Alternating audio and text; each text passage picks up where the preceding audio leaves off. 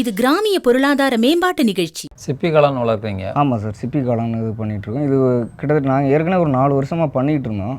இப்போ அங்கே கம்மார் பாளையங்களை அதை லீஸ் எடுத்து இது பண்ணிகிட்டு இருந்தோம். அதை டோட்டலாக க்ளோஸ் பண்ணிவிட்டு இங்கே வந்து பார்த்திங்கன்னா ஃபுல்லாகவே இது ஓன் லேண்டு. ஓன் லேண்டு ஒரு 70 சென்ட்டில் வந்து பார்த்திங்கன்னா ஃபஸ்ட்டு சிப்பி காளான், அதுக்கு அடுத்தடுத்து விஷயங்கள் பண்ணுறதுக்கு இப்போது ரெடி பண்ணிகிட்ருக்குறோம். என்ன மாதிரி பண்ண போகிறீங்க? இது வந்து பார்த்திங்கன்னா பக்கத்தில் வந்து பின்னாடி வந்து மீன் குட்டை இருக்குது.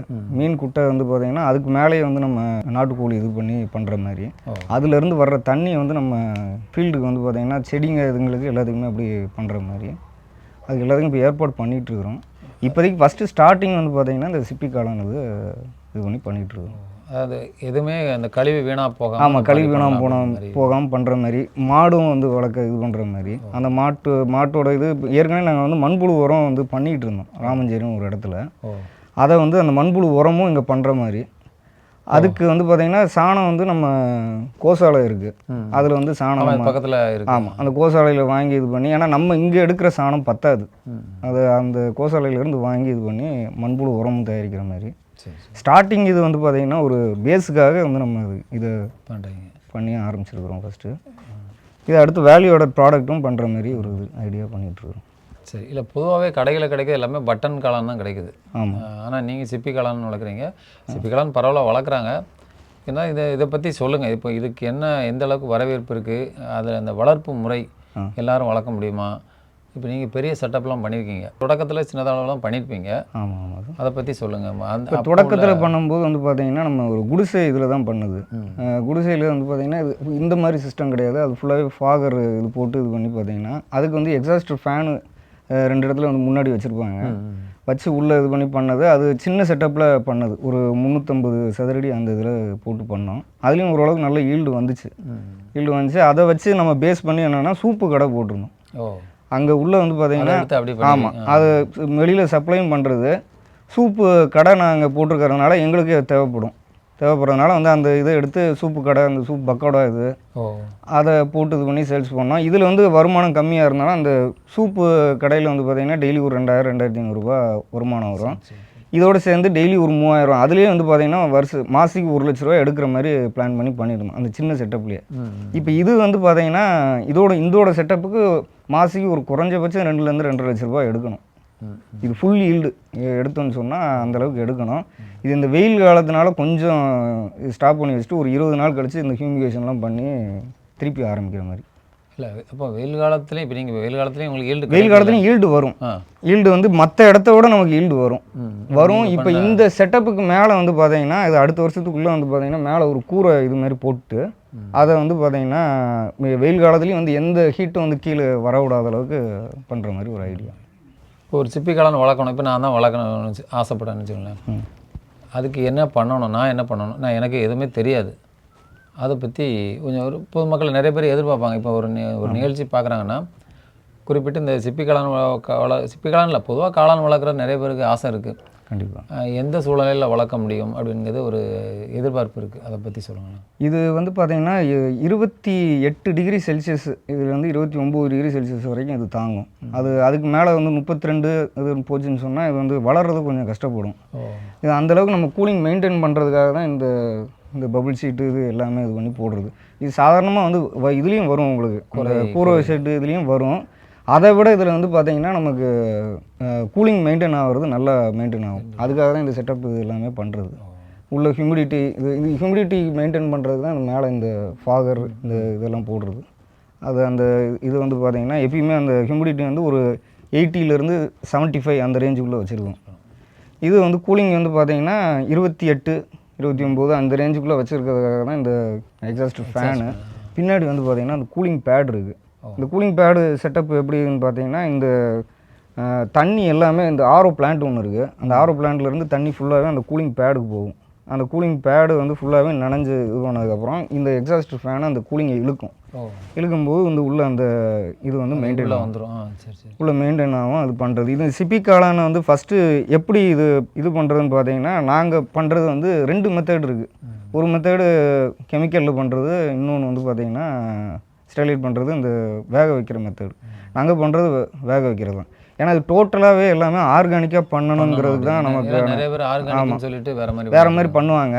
நம்ம ஆர்கானிக்கு அங்கே போட போகிறதும் தோட்டம் போட போகிறதும் ஃபுல்லாகவே ஆர்கானிக்காக தான் பண்ண போகிறோம். இந்த மாடு வளர்க்குறது பண்ணுறது, அப்புறம் அது மூலிமா வந்து காய்கறி எல்லாம் போடுறதுக்கு எல்லாத்துக்குமே ஆர்கானிக்காக பண்ணுறதுனால ஃபஸ்ட்டு பேசிக்கே வந்து நம்ம வந்து தப்பு பண்ணிடக்கூடாதுங்கிறதுக்காக இது ஃபுல் அண்ட் ஃபுல் ஆர்கானிக்காக தான் பண்ணுறோம். அந்த ஸ்டெரிலைசேஷன் மிஷின் உங்களுக்கு காட்டுறேன். அந்த அதான் வந்து பார்த்தீங்கன்னா ஊற வச்சுட்டு நைட் ஃபுல்லாக ஊற வச்சுருவோம் வைக்கோலை.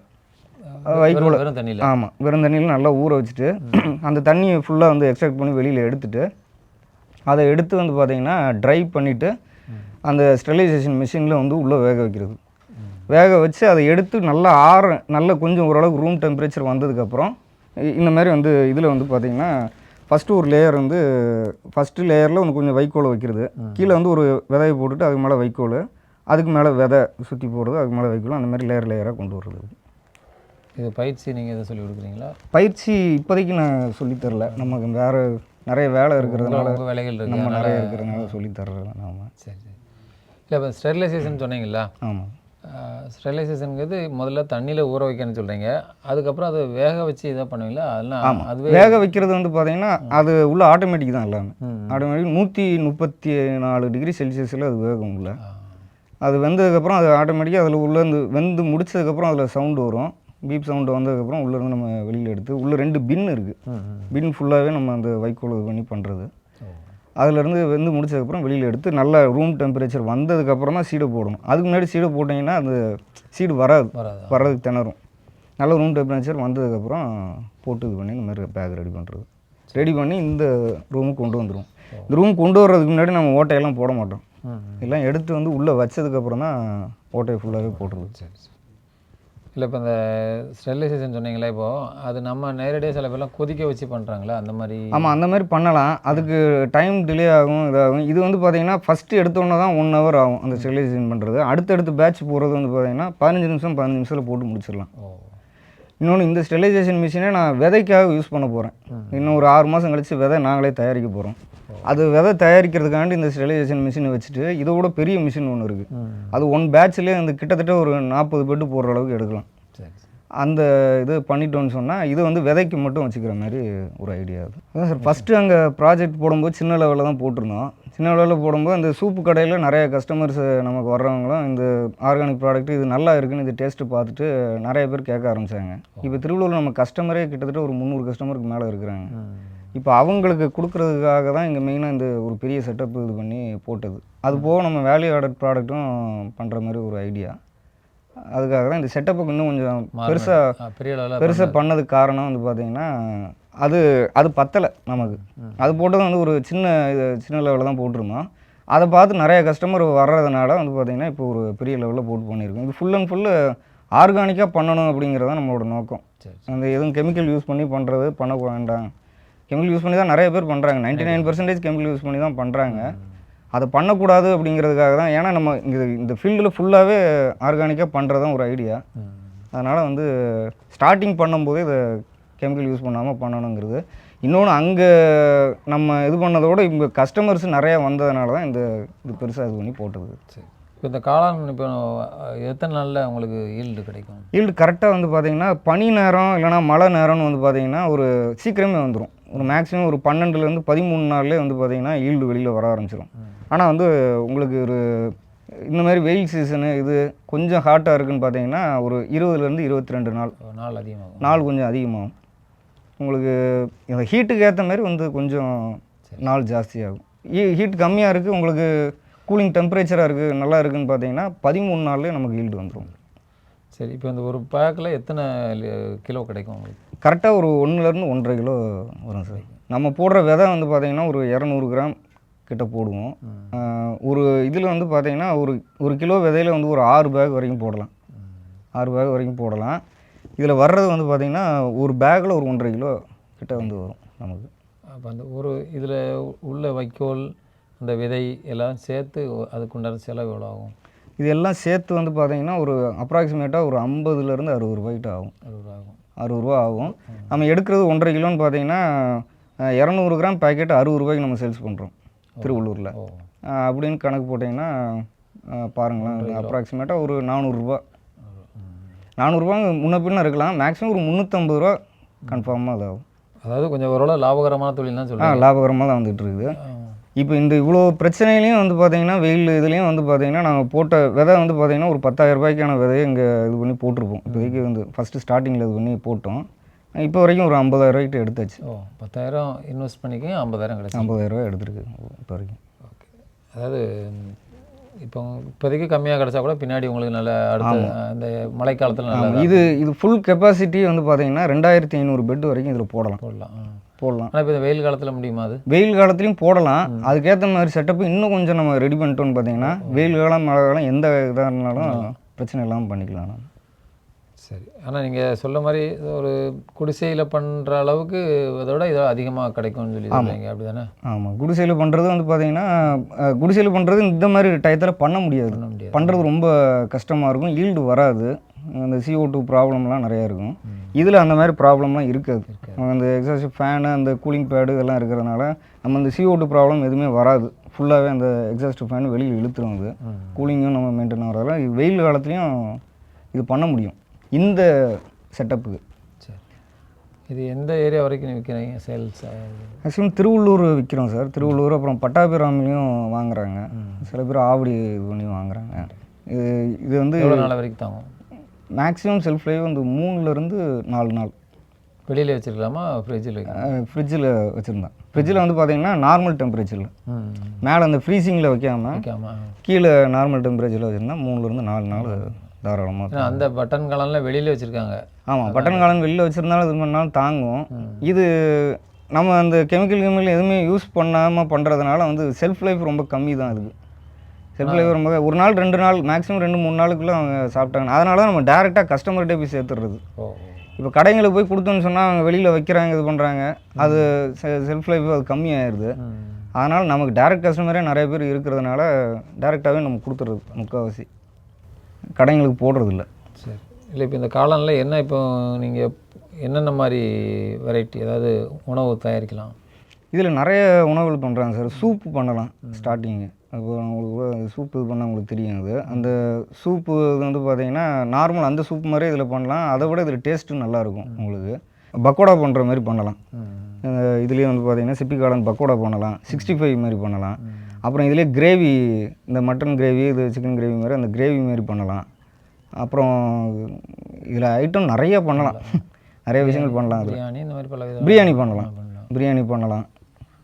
ஏன்னா அதில் இந்த கறி குழம்பு அதெல்லாம் நல்ல ஆமாம், அந்த கறி குழம்பு டேஸ்ட்டு அப்படியே இருக்கும். இதில் அதுக்கான பெனிஃபிட்ஸும் இதில் இருக்கும். உங்களுக்கு வந்து இதில் ப்ரோட்டீன் கண்டென்ட்டும் இதில் ஜாஸ்தி.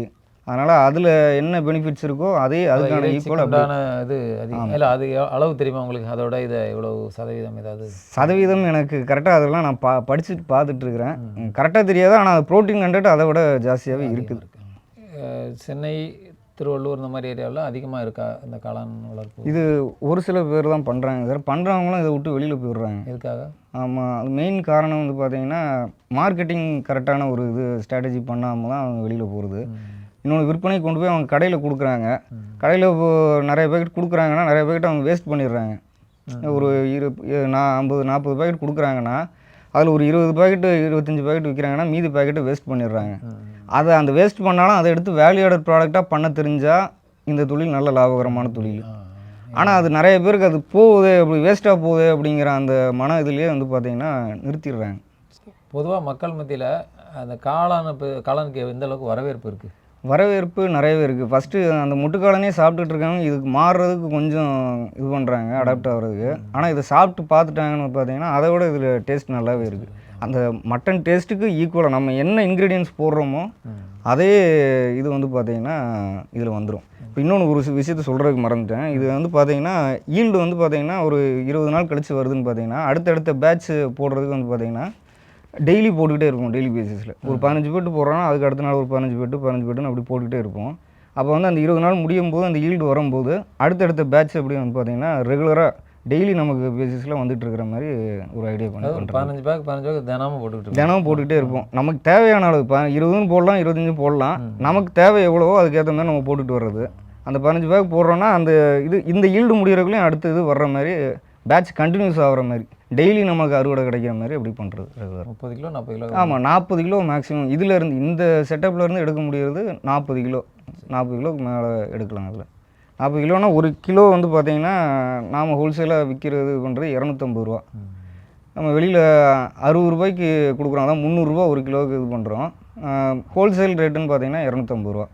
நீங்கள் அப்படி கணக்கு போட்டாங்கன்னா கூட பார்த்துக்கோங்க, ஒரு 10 கிலோவுக்கு வந்து பார்த்திங்கன்னா 2500 ரூபா. ஒரு ஒரு நாளைக்கே வந்து பார்த்திங்கன்னா கிட்டத்தட்ட ஒரு குறைஞ்சபட்சம் ஒரு 5000 ரூபா எடுக்கிற அளவுக்கு இருக்கும். இப்போ காளான் அப்படிங்கிறது அதாவது ஒரு பூஞ்சானம் அப்படி தான் சொல்லுவாங்க. ஆமாம். இது இதான் சில பேர் இப்போ கிராமங்கள்லாம் வளரும்ல, அதாவது மழையில் நேற்று பெய்த மழை, நேற்று முளைச்சி இடியில் வர்ற காளான், ஆனால் முளைத்த காளான்னு சொல்லுவாங்க. ஆனால் அதுக்கு இல்லை சொல்கிறேன், அதில் நல்ல காளான் எதுங்கிறது கண்டுபிடிக்க ரொம்ப கஷ்டம் சொல்லுவாங்க. இப்போ இதில் வளரக்கூடிய எல்லா காளானும் நல்ல காளானாக தான் இருக்கும். கண்டிப்பாக நல்ல காளானாக தான் இருக்கும். ஏன்னா இது ஃபுல்லாகவே இந்த கவர்மெண்ட்டு இது பண்ணி ஆத்தரைஸ் பண்ணி இது இது வந்து நாங்கள் இது பண்ணுறது ஃப்ளோரிடா இது வெரைட்டி.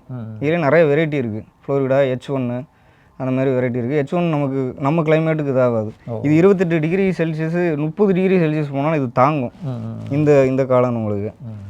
அதனால் இந்த வெரைட்டி எடுக்கிறது. H1 வெரைட்டிலாம் வந்து பார்த்திங்கன்னா டெம்பரேச்சருக்கு இன்னும் கொஞ்சம் 20, 22, 25 அந்த டிகிரி செல்சியஸில் இருந்தால் தான் இதாகும். இன்னொன்று இது திசு கல்ச்சர் எடுத்து கவர்மெண்ட்டு பண்ணி இது வந்து எந்த பிரச்சனையும் இல்லை, இதில் வந்து ப்ரோட்டீன் கண்டென்ட் இது எல்லாமே இருக்குதுன்னு கவர்மெண்ட் இது ஆத்தரைஸ் பண்ணி தான் இது பண்ணுறது. அதனால் வந்து இதில் எந்த விதமான இதுவும் கிடையாது நமக்கு. இல்லை, என்னதான் கவர்மெண்ட் பண்ணால் கூட இதில் வளர்ப்பு முறையில் ஏதாவது ஒரு இடத்துல தவறு நடந்தால் கூட இப்போ வெள்ளை வெள்ளைன்னு இருக்குது, அதனால் பிரச்சனை இல்லை.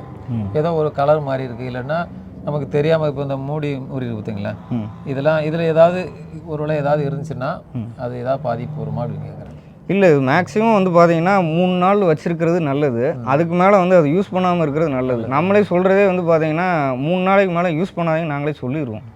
ஏன்னா அது செல்ஃப் லைஃப் சும்மா சில பேர் வச்சுருந்து ஃப்ரிட்ஜில் அந்த காளான் வைக்கிற மாதிரி ஒரு வாரம் வச்சுருந்து சாப்பிட்றதெல்லாம் அது சரியாக வராது. பாய்சன் ஆகிறதுக்கு வாய்ப்பு இருக்குது. ஆனால் நம்ம முக்கால்வாசி பாய்சன் ஆகுதுன்னா ஒரு 10 நாள் அந்த மாதிரி வைப்பாங்க சில பேர், ஒரு வாரம். அது மேக்ஸிமம் ஒரு 3 நாள் 4 நாள்லாம் அது எந்த பிரச்சனையும் வராது. அதையும் தாண்டி 5 நாள் 6 நாள்னு வைக்கிறாங்கன்னு சொன்னால் எந்த பொருளாக இருந்தாலும் அது கெட்டு போகிறதுக்கான தன்மை இருக்க தான் செய்யும் உங்களுக்கு. அது பாலாக இருந்தாலும் எதாக இருந்தாலும் நல்ல பொருளாக இருந்தாலும் அது கெட்டு போக தான் செய்யும். அதனால் இதுக்கும் கெட்டு போகிற தன்மை இருக்கும். அந்த நாள் பொறுத்து இருக்குது உங்களுக்கு. அது மேக்ஸிமம் ஒரு 3 நாளைக்குள்ளே யூஸ் பண்ணிடுங்கன்னு நம்ம சொல்லிடுறது. சரி, இதோட மருத்துவ குணங்கள் பற்றி ஏதாவது உங்களுக்கு தெரியுமா? மருத்துவ குணங்கள் ப்ரெஷரை வந்து இது பண்ணி நார்மலைஸ் பண்ணுறது. அப்புறம் வந்து பார்த்திங்கன்னா சுகருக்கு இதுக்கும் வந்து நல்லதுன்னு சொல்கிறாங்க. ஏன்னா வந்து இதுக்கு நார் சத்து இருக்குது, தண்ணி சத்து இதில் அதிகமாகவே இருக்குது. அப்புறம் வந்து ப்ரோட்டீன் கண்டென்ட்டும் ஜாஸ்தியாக இருக்குது. எனக்கு தெரிஞ்ச ஒரு விஷயம் இதுதான். ஆனால் நிறைய பெனிஃபிட்ஸ் இன்னும் இருக்குது. இல்லை, தெரிஞ்சதை விட இப்போ நீங்களோ இல்லைன்னா இதை வாங்கி சாப்பிட்டவங்களோ ஏதோ ஒரு குறை இருந்துச்சு, உடல் குறை இருந்து சரியாச்சு அப்படின்ற மாதிரி ஏதாவது உடல் குறை இருந்துச்சுன்னா இந்த மற்ற இது யூஸ் பண்ணுறாங்க பார்த்தீங்களா, நம்ம மட்டனோ சிக்கனோ இது பண்ணி யூஸ் பண்ணும்போது ஜீரணம் ஆகிறதுக்கு இது பண்ணுறதுக்கு கொஞ்சம் இதாகும். இது வந்து பார்த்திங்கன்னா ஜீரணம் ஈஸியாக ஆயிரும். அதே ப்ரோட்டீன் இதுலேயும் கிடைக்கிது, ஜீரணமும் கொஞ்சம் ஈஸியாகுது. இது சூப் வச்சு குடிக்கிறாங்களா, அப்படி இல்லைனா கிரேவி மாதிரி இது பண்ணி பண்ணுறாங்கன்னா, மட்டன் எடுத்துட்டாங்கன்னா ஹெவியாக இருக்கும் உங்களுக்கு. மட்டனோ சிக்கனோ ஏதோ இது பண்ணுறாங்கன்னு பார்த்தீங்கன்னா அது உள்ளே டைஜஸ்ட் ஆகிறதுக்கு உங்களுக்கு இதாகும். இது டைஜஷனும் கொஞ்சம் ஈஸியாகவும் ப்ரோட்டீன் நமக்கு வந்து ஈஸியாகவும் கிடைக்கும் அந்த இதை விட. ஒரு சர்வீஸ் அடிப்படையில் தான். ஆமாம், அதான் சர்வீஸ் அடிப்படையில் தான் நம்ம சொல்கிறது. ஏன்னா அவங்களும் சரி வளர்கிறதுக்கான வாய்ப்பு இது பண்ணலான்னு சொல்லிட்டு தான் இந்த இதை ஆரம்பிக்கிறதே மெயினாக வந்து பார்த்திங்கன்னா நிறைய பேருக்கு ஒர்க்கை கொடுக்கணுங்கிறதுக்காண்டி தான், வேலை கொடுக்கணுங்கிறதுக்காண்டி தான் நம்ம மெயினாக இது பண்ணி பண்ணுறது. ஏன்னா இந்த ப்ராடக்ட்டோடு நம்ம நிற்க போகிறது கிடையாது. இதுக்கப்புறம் இதை பேஸ் பண்ணி நிறைய விஷயங்கள் பண்ண போகிறோம். வேல்யூ ஆடட் ப்ராடக்ட் அந்த காய்கறிகளோ வேறு இதுவோ அது எதை பண்ணுறதா இருந்தாலும் நமக்கு வந்து பார்த்திங்கன்னா இதை விட ஆட்கள் நிறைய தேவைப்படும். நம்ம இதில் வந்து ஒரு 2 பேர் 3 பேர் தான் தேவைப்படுறாங்கன்னா நம்ம ஃபுல் இது எல்லாத்தையுமே நம்ம பண்ண ஆரம்பிக்கும் போது வேறு என்ன பண்ண போகிறீங்க?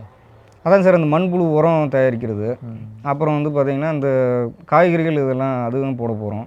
அப்புறம் மாட்டு பண்ணை அந்த இதுவும் பண்ண போகிறோம். மீன் இது, அப்புறம் வந்து கோழி அந்த இதுவும் ஸ்டார்ட் பண்ண போகிறோம்.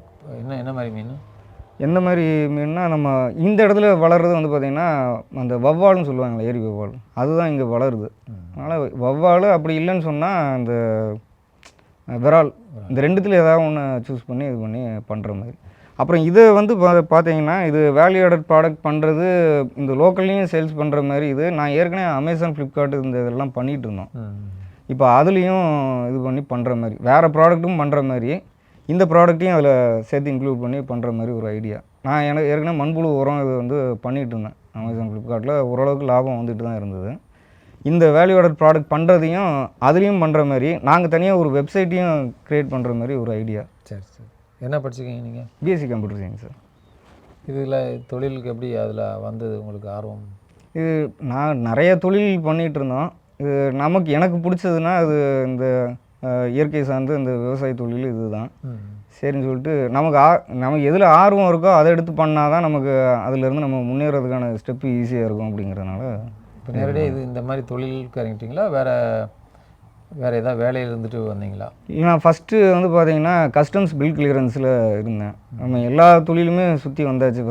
ஃபஸ்ட்டு பில் கிளியரன்ஸில் இருந்தோம். அப்புறம் வந்து பார்த்தீங்கன்னா டிவி சேனல் தனியாக எடுத்து நடத்திக்கிட்டு இருந்தோம். இந்த டிஸ்ட்ரிக்ட் சேனல் இது எல்லாம் லோக்கல் சேனல் இது நடத்திக்கிட்டு இருந்தோம். அது இந்த திருவள்ளூர், அப்புறம் வந்து அவினாசி, திருப்பூர், அப்புறம் காஞ்சிபுரம் எல்லா இடத்துலையும் ஒரு 5 டிஸ்ட்ரிக்ட் எடுத்து பண்ணிகிட்டு இருந்தோம். அப்புறம் கவர்மெண்ட்டை அண்டர்டேக் பண்ணோன்னா லாபங்கள் ரொம்ப கம்மியாயிருச்சு. நிறைய டிஸ்ட்ரிக்ட் பிரித்தோடனே அப்புறம் அதுலேருந்து தொழில் மாறணும்னு நினைக்கும் போது நமக்கு பிடிச்ச தொழிலே பண்ணிட்டு போயிடலாம்னு சொல்லிட்டு பண்ண ஆரம்பிச்சாச்சு.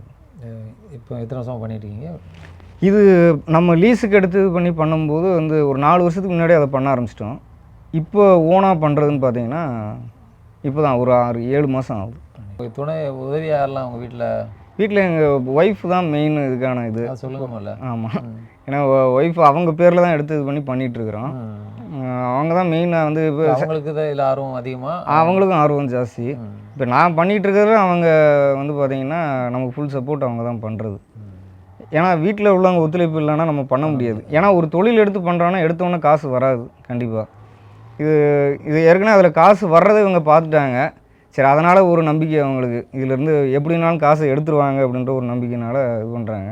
ஆனால் ஒரு தொழில் எடுத்தோம்னாலும் எப்படி பார்த்தாலும் ஒரு 1 இயர் ஆனால் தான் அதுக்கான ஃபுல் இது நம்மளால் இது பண்ண முடியும். நல்லது. நிறைய தகவல் சொன்னீங்க. நிச்சயமாக நிறைய ஃபோன் வரும். நீங்கள் உங்களோட தகவல்கள்லாம் பகிர்ந்துக்கிடுங்க மக்கள்கிட்ட. கண்டிப்பாக. நன்றி சார். வணக்கம். நான் ஸ்ரீதர், திருவள்ளூர் மாவட்டம் நெய்வேலி கிராமம். இது கண்ணம்மாப்பேட்டையில் இந்த கடை அமைஞ்சிருக்கு. இங்கே பார்த்தீங்கன்னா தேன் வந்து நம்ம ஹோல்சேலில் கொடுக்குறோம். ஒரு 15 வெரைட்டி கிட்ட இப்போ இருக்குது நம்மக்கிட்ட. அடுத்த மாதம் பார்த்திங்கன்னா ஒரு 25 வகையான தேன் கிடைக்கும். தேன் ராட்டோடு வேணும்னாலும் நம்ம கொடுக்குறோம், இல்லை பிழிஞ்செல்லாம் கொடுக்குறோம்.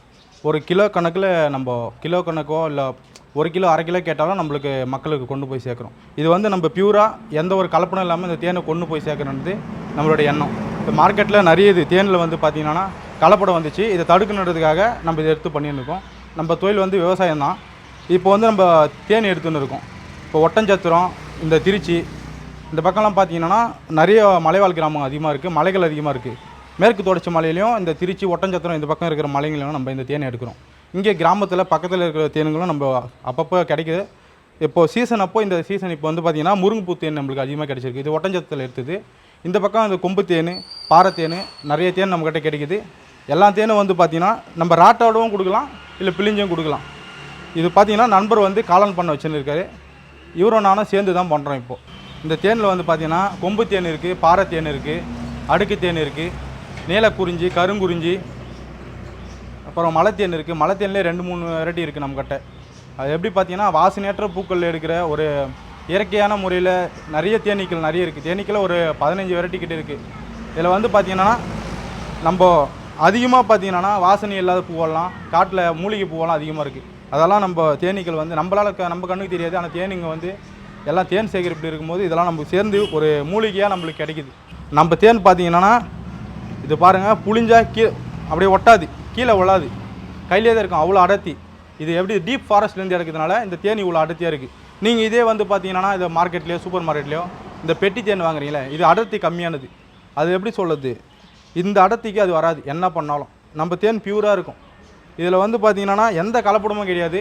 மக்களுக்கு வந்து ஒரு நல்ல விதத்தில் இது கொண்டு போய் சேர்க்கணுன்றது நம்ம ஆர்வமாக எடுத்து பண்ணியிருக்கோம். இதை எப்படி உங்களுக்கு எந்த வெரைட்டி கேட்டாலும் நம்மளுக்கு கிடைக்கும். இந்த ஒரு மாதம் வந்து ஒரு 15 வெரைட்டி இப்போ கிடைக்கிருக்கு. இன்னும் ஒரு மாதம் போச்சிங்கன்னா ஒரு 25 வகையான தேன்கள் நம்மளுக்கு கிடைக்கும். இந்த தேனீக்கள் நம்ம எதுவும் கொள்றதில்லை. ராட்டை அந்த தேனை மட்டும் கட் பண்ணி எடுத்துட்டு அதை ராட்டை விட்டுடுறோம். அதை எப்படி இனப்பெருக்க காலத்துலேயும் நம்ம தேன் எடுக்கிறதில்லை. இப்போ ஜூன் ஜூலையில் பார்த்தீங்கன்னா அது புழு முத்துற டைம், அந்த டைம் மட்டும் தான் நம்ம எடுக்கிறோம். இந்த டைம் பார்த்தீங்கன்னா இந்த மலை தேன் இதெல்லாம் வந்து பார்த்திங்கன்னா தேன் இருக்கும். தேன் இருக்கிற பகுதியை மட்டும் கட் பண்ணின்னு இந்த ராட்டை நம்ம எதுவும் டிஸ்டர்ப் பண்ணுறதில்லை. இந்த மக்கள் செய்தி டிவி மூலமாக இது எனக்கு ஆதரவு மக்கள் கொடுக்கணுன்றதை நான் தெரிவிச்சுக்கிறேன். நன்றி. நன்றி.